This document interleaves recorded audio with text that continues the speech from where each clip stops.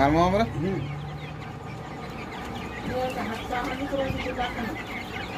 तिच्याशिवाय जमत नाही मामी.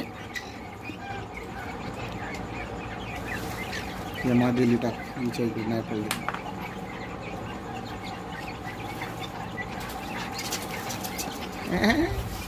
डस्टबिन पाहिजे हाताची टुकडी पडते.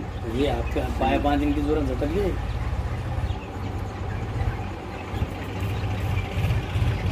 बस बस झाली एवढी काय नसते.